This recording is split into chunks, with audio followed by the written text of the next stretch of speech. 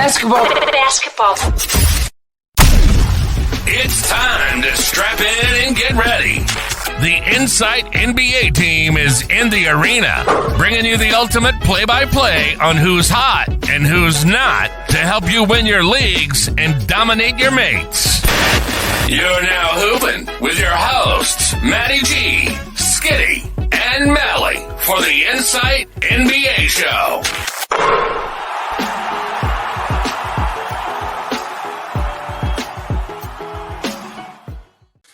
Welcome one, welcome all to the Insight NBA Fantasy Show. I am your host with my other host. We're hostess with the mostest and the 4-1s in hand. I am at NBA GWiz, and this is at Skiddy IFS. How you doing, Jake?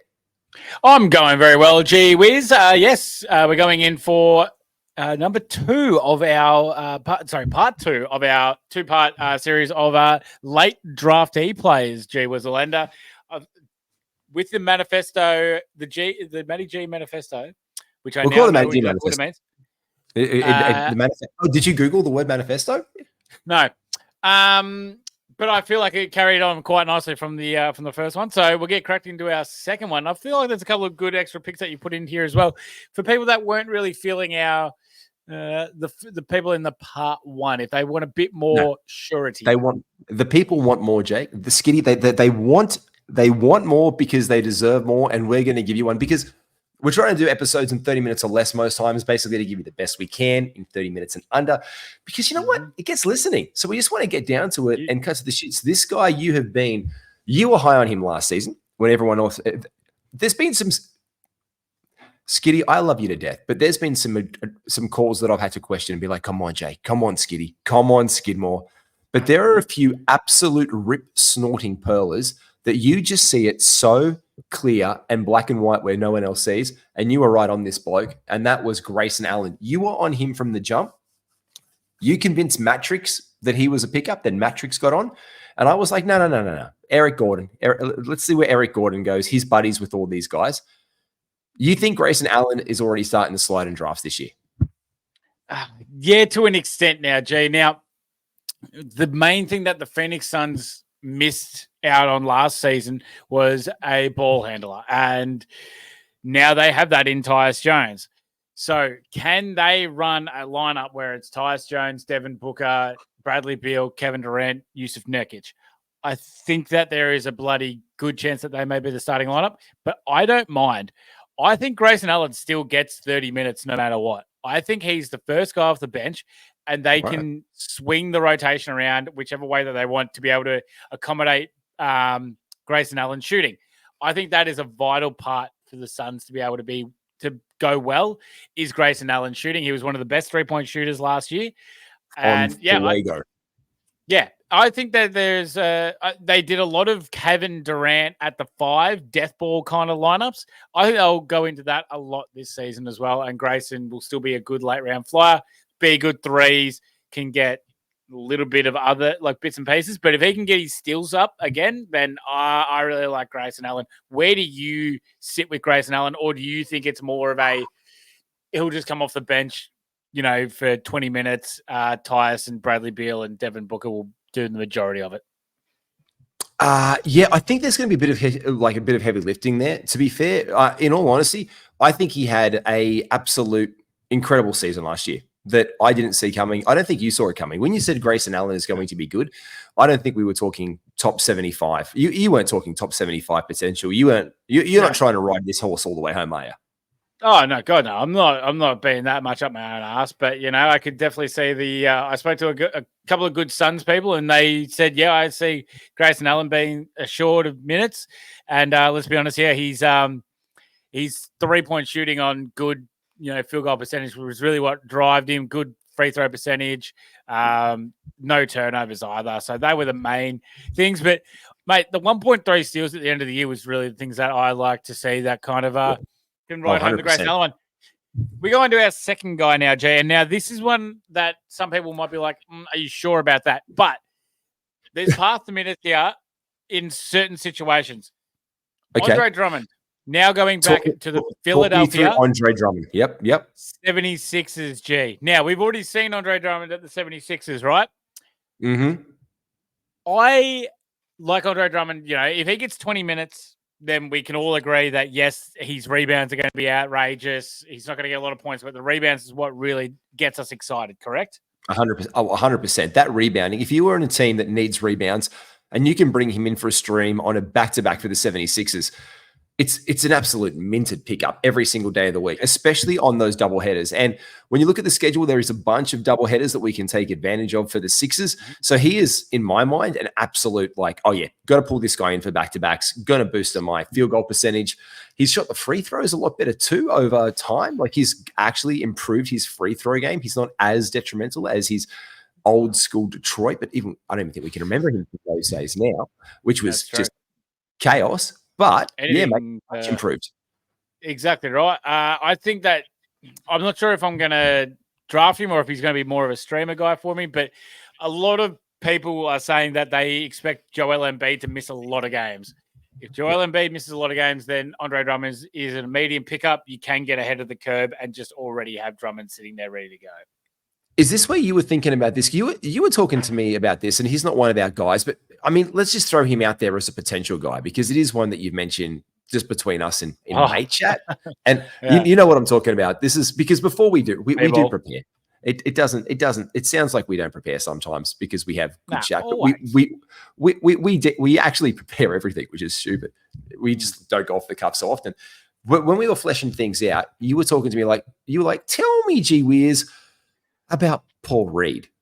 So I'm going to ask you, tell us about Paul Reed and your take on him, because I actually think that they had him sitting there in Philadelphia. He was underused last year, and so he's left to greener pastures for Reed fans. You still think he might be a nice little cheeky pickup late too? Oh, gee, I've been wrapping my brain since I brought this up to you, and I just wanted to tell the people about it.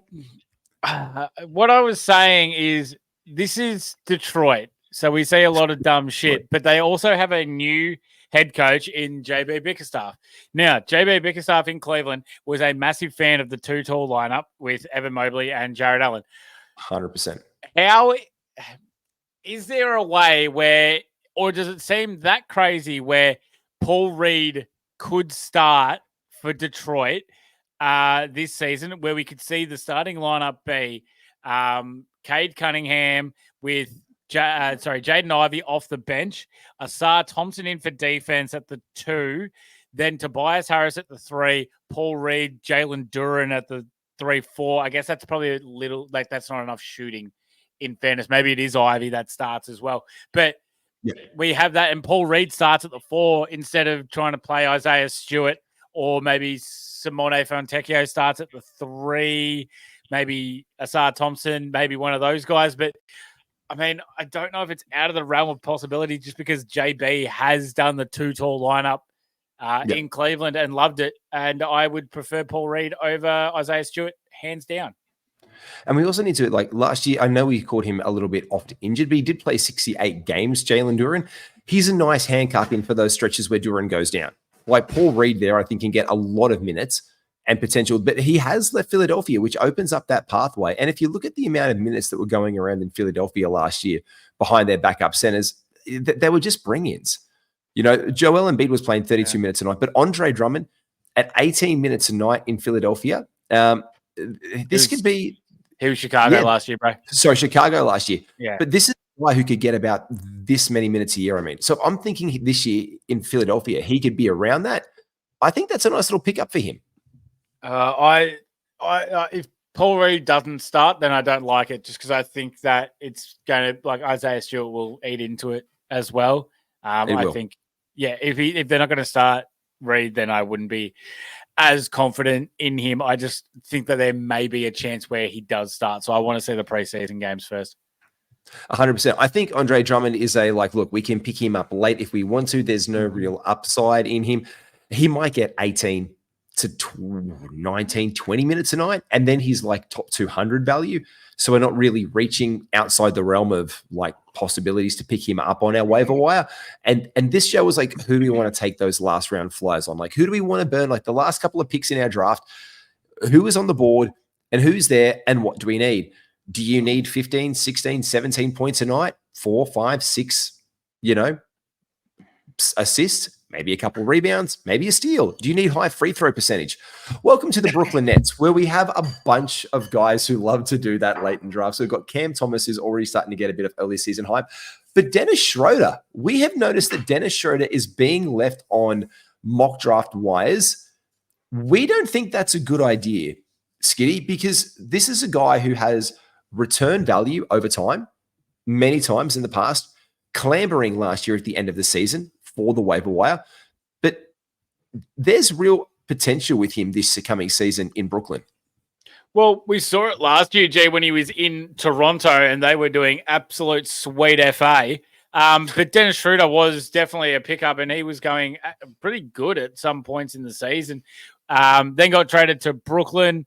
But at certain points, Jay, we can see him get, some rebounds. He's very good with ball in hand as well. That's the main kind of caveat for Dennis Schroeder, but it's where he can get the touches from. This is a pure thing where we say, hey, if you do not trust Ben Simmons' body, then you get Dennis Schroeder. Dennis Schroeder can have an avenue to get it. He could be the main ball handler there. No, he's not going to get you any defensive stats, but it is what it is. He may hurt your field goal as well, but it's probably worth the pickup to be able to get points at that stage of the draft with your last round pick. But 100%. That's where we go with that, Jeep. And we know that we can stream points and we can stream threes, especially come silly season, off the waiver wire, but not in the bulk that he's going to get. Like, that's where it changes a little bit for this bloke, because it is Dennis Schroeder. It is what he does. And I'm expecting that Dennis Schroeder, especially if he gets this leash, in my head, there's a sexy round number that I have for Dennis Schroeder at the end of the year, and it's 120. And so I'm sitting there going like, overall, 120. Let's just say I think he's going to be about the 120th player. Maybe he sits around that zone. You are basically saying to me right here, right now, that Ben Simmons is rooted again this year. I say Ben Simmons could probably do 25 minutes a night. He's going to get you maybe 8 points to 10 points a game. I would expect 6 to 7, 8 rebounds. I think I'm going to call he's got the mark of the devil on him this year. I wouldn't be surprised to see him a 6.66. Okay. Sitting around that one. If he can do more than that, he exceeds abundantly expectations. A top 175 player, excellent field goal percentage, steals, we go blocks. He's going to turn it over because those turnovers do creep up when he has the hand. We know that he has like the most atrocious free throw percentage. But I do think that we do see Dennis Schroeder play about 25 to 30 minutes a night in a bench role, kind of like Bogdan Bogdanovic in the Hawks last year. This guy, this scorcher who comes off the bench, they're going to be throwing it around. I think he plays like 65 to 70 games. And I think that we could be looking around the 120. Let me go top 125 player for Dennis Schroeder. Now, if I'm getting that and I'm getting a guy who's going to be like an 850 free throw shooter, 2 threes a game, 15 points, 6 assists, a steal. Yeah, I like it. I like it late at 125, especially when Skiddy, our rule for these two-parters were 12 teams, 12 players deep, 144 players. So if I'm sitting there and I'm the very last pick in my draft, and there's a guy who can be 120th, and I'm sitting basically exactly 2 rounds late in the value, that's upside. That's 2 rounds of upside. And that can shift you in leagues. And I think that's where you can get a bit of a win out. And that's what we're trying to do. We're trying to glean these values out. You know what, guys, Jay? You're right. We are trying to glean these values out, and we are trying to help you guys get winners. I've talked myself out of it. I actually hate Dennis Schroeder, and I don't want to pick him at all. Let's go on to the next guy, Jay. And this is a guy that you like. Yeah, Schroeder, I just think there's too many negatives. He's a guy that I want to bring up for you, that you brought up for us. He's now changed teams. Now, he has been fantasy relevant, not last season, but the season before, because he has outrageous steals ability.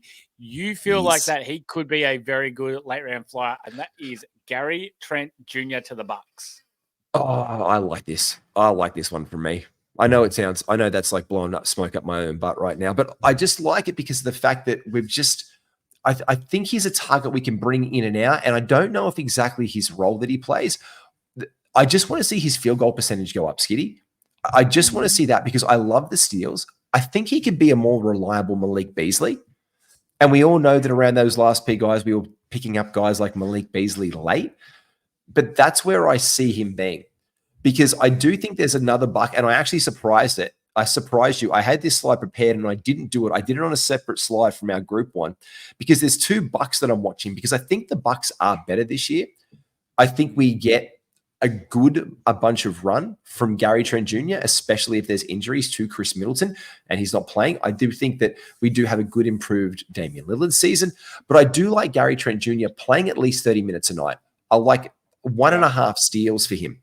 I like about 800 from the free throw line, 2.5 threes, 15 points. Now, if he can get a couple of extra assists and rebounds in there, I think we're laughing. So I do like the potential for Gary Trent Jr. Again, we're not always looking for the sexy upside, guys. This is my safe. I'm going to get some extra. I know I can get points and threes off the waiver, but can I get steals? Can I get 1.5 steals in my last round? And it's no. Because this guy here, this is my surprise for the show.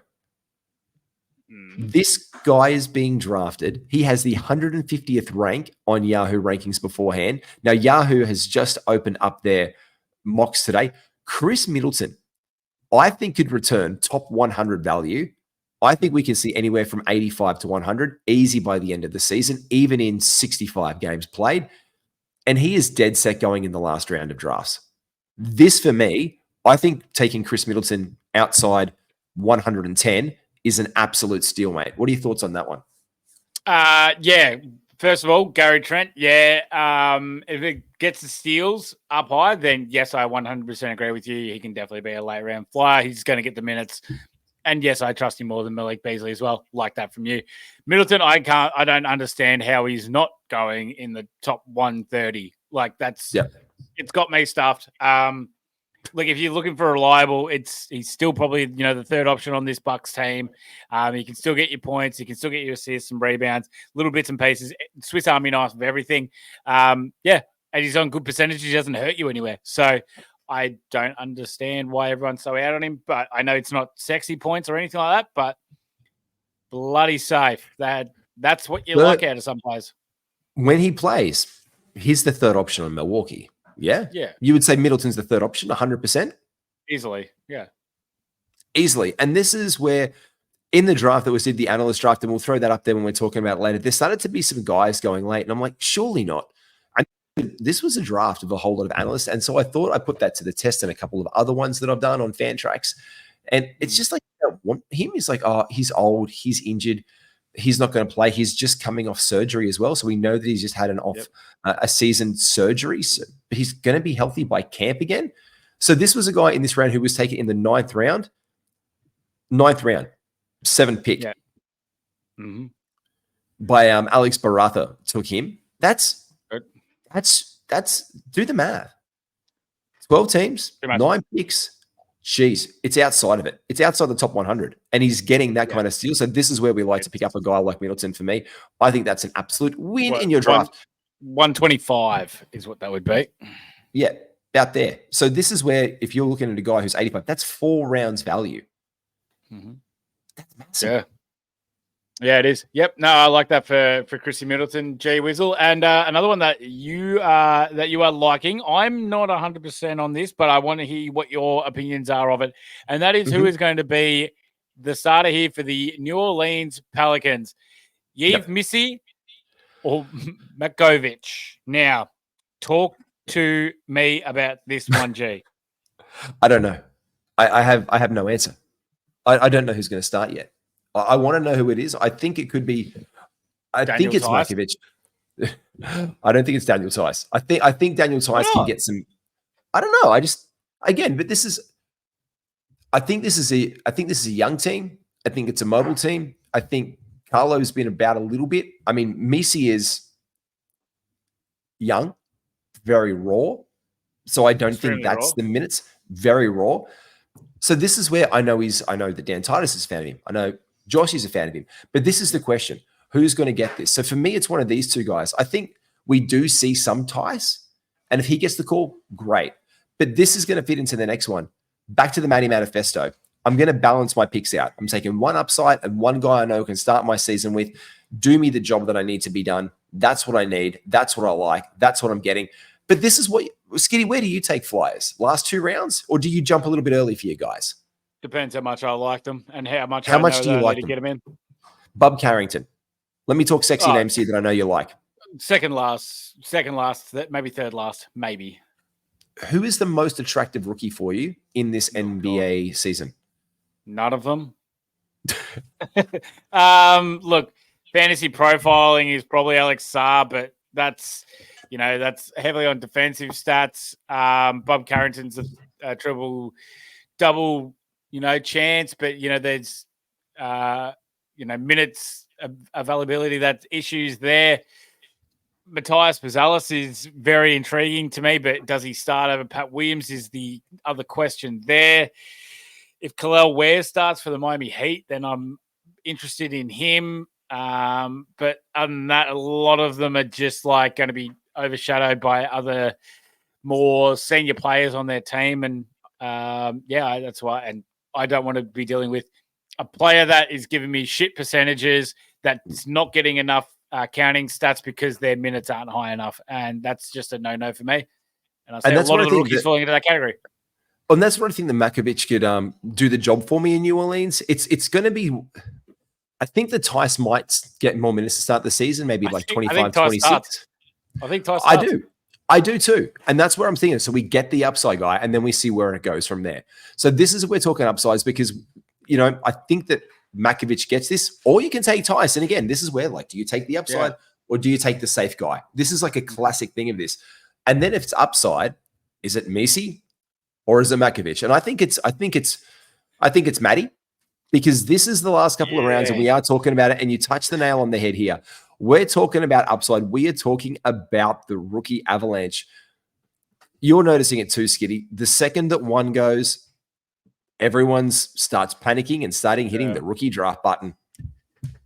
Yeah, but as I said, man, I just don't think I trust enough of these guys. Just quickly back on Messi as well. He looks so bad in summer league for fantasy wise. I know that he's an athletic big, but geez, he's got a long way. So that's why I'm just I can get around Makovic, but probably not Messi.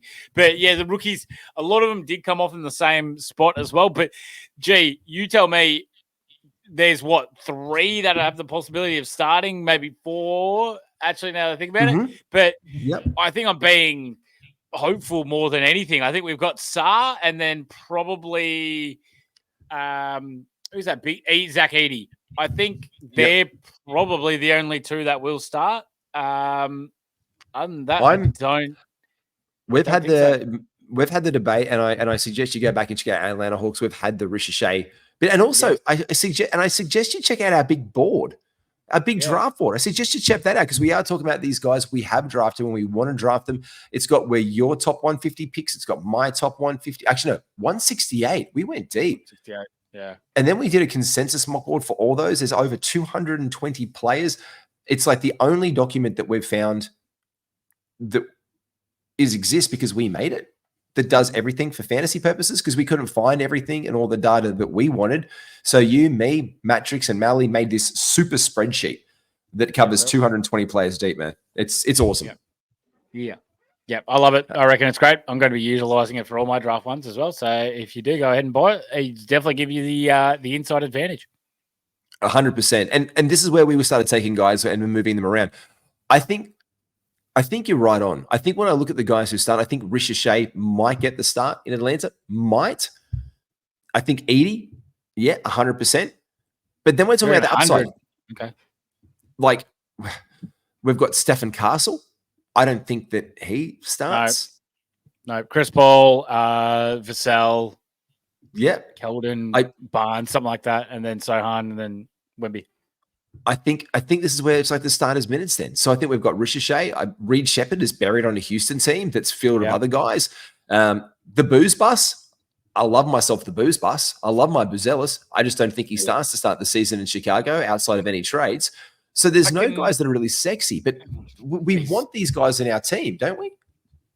Not necessarily. If they're going to sit there and give us shit percentages, then I don't care about it. I think as weird as it is to say, the player that I'm most excited for is if Fred VanVleet goes down and we get Reed Shepherd for 30 minutes. I am very, very excited about what Reed Shepherd's able to produce because that's assists, that's some rebounds, but that's blocks from a from a guard, and that is You love good that. steals as well, threes and good points. I really like what Reed Shepherd can do. Obviously, just no chance behind Freddie Van Vliet.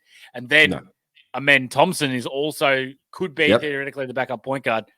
I think he'll get minutes, but it's not a pickup, that's for certain. But that's one that does intrigue me. And then, as I said, Khalil Ware in Miami, if he does get the starting power forward, center, however you want to phrase it, next to Bam, then I'm interested in him because that could be good rebounds, good blocks. I love Khalil Ware. I love Khalil Ware. I think he is one of probably my favorite rookies for just feeding into a system and playing. Like, I think they're deep, and I think they don't get them. If Bam Adebayo ever goes out, does he are we running to the waiver? Well, I mean, we're running to the waiver wire immediately to pick him up, aren't we? Yeah, I think so. Yeah. I think that's it'll be a pretty safe bet to be able to do if Bam ever does, but Bam's pretty resilient. He is. He's super resilient. He's had a couple of good years. When he does go down, he stays away for a little while and has some niggles. But I think Khalil Ware is the backup. Otherwise, it's Kevin Love, because we've got the homie Jaquez Jr. He's playing backup small forward, power forward minutes. Kevin Love is a power forward backup center backup. So then it's really just Khalil Ware is the main backup there. So I think they may still have Orlando Robinson as well, which I'm just going to quickly check for you, Jay. I still don't think that's what they run out though. And even if then, I think the power forward, I think we see a bit of more Jovic this season in Miami. Yep. I think we definitely see some Jovic. So Jovic is a guy that I'm actually interested in late in drafts, because if he's out there stretching the floor, I really like that for Miami. And I think Jovic is a guy who we can definitely pick up and maybe not look for draft, but he's definitely going to be one of those guys, Skiddy, that sits on the waiver wire targets for me. Yeah, I can also say with Jovic, I like that call from you. Thomas Bryant was the other center that I couldn't think of for the Miami Heat. Chance. But yeah, I like that one for you. Khalil Ware, if he starts, or if it's Jovic, then yeah, I like either one of them. Late round flyers. So take us through, mate, before we wrap up today. And before we wrap up today as well, big shout out to our sponsors, the Standard Squeeze. I know that you have your 4-in-1 there. You got the hat on right now. I'm rocking the merch from the Insight store. But if you want to get the merch from the Standard Squeeze store, you can use promo code IFS15 to get 15% off your purchases. Make sure you do check that out, especially with Father's Day right around the corner. The dads, they love it. Ski, talk us through the plays we've gone over tonight, mate. Righto, G. So Grayson Allen, I think there's still a role for him when they do, Kevin Durant, the 5, when they play a lot of their shooters. I think his shooting is valuable to the Phoenix Suns and their rotation this season. G. So I still think there's a point where we can go with Grayson Allen. Andre Drummond will be the backup to Joel Embiid. If you are one of those people that think that Joel Embiid will not play a shitload of games, then you should definitely be going for Drummond. Get ahead of the curb before people try and get to him for the pickups off of the waiver wire. Brooklyn, Dennis Schroeder, I have now talked myself out of. I don't like it at all. Even if he does start, couldn't care less. With Ben Simmons not there, yeah, he needs a lot to go right and a lot of ball handling to be able to be relevant. Cam Thomas will probably tell him to sit down. Gary Trent Jr. is one that I don't mind that you've brought in here, G. High steals can be done. We saw him go away from that in Toronto, but was that because Nick Nurse left? But now he's under Doc Rivers in Milwaukee, and he's able to rely on Giannis and Brook Lopez behind him. I think that is a great shout to be able to get Gary Trent Jr. late for steals and some threes. Chris Middleton, I don't know how he's this late in drafts, but I'd be having to have a look at him around 120, 130. I think we can get him around, he'll finish around that 100 mark. He's safe and doesn't hurt you in any categories. Makovic, I think that you believe that he'll be the starting center. I think it might be Dan Tice. I like a shout on either one of them because we can get a starting center. It may be a minute split. We'll see how that goes. And then from the Rookie Avalanche, we know that they all come off the board at the exact same time. It just depends on which one's going to get the minutes, which one's going to get the ability to play. We've said the guys that we would prefer there, but just be careful not to overreach on any of these rookies. I think would be the best piece of advice I can give anyone going into this draft. Alex and Edie are the two guys we know are pretty much going to get starters minutes off the block. We're pretty sure Edie is. Maybe he doesn't. God knows. In Memphis, we just got to see that one play out. We think Ricochet could start in Atlanta. We don't know yet. But that's where he's going to be the next one off the board because he's the number 1 pick, and we all love to get a number 1 pick, blah, blah, blah. Yeah, not generational talent. name's not Victor Wembanyama. So we could pick him up there later on in our drafts, but there is an Avalanche, like you said, Skiddy. They just go all off the board. It's like the dinosaurs in Jurassic. You remember the first Jurassic Park movie when they're all just standing out and they're walking along for the first time? Yeah. And they see them like, oh my God, it's dinosaurs. And they're like, oh shit, they're flocking this way. That's exactly what happens with the rookies. They're flocking this way. And people are just grabbing dudes left, right, and center. There's going to be a lot of rookies around that you're going to be able to get upside in silly season this year, Skiddy. Yeah, agreed there, Jay Weasel. Absolutely, mate. I just, as we said, I would not be reaching for him. No, I agree with you, mate. Thanks very much, guys. Make sure you like and subscribe to All Things Insight. The links are below. Check out the big draft board. It is only $30, and it is the absolute hack for your fantasy drafts. Make sure you get onto that one. We have heaps of pods coming out. Team previews are full in season. Like and subscribe for all the updates. We will see you soon, folks. Take care. Be well.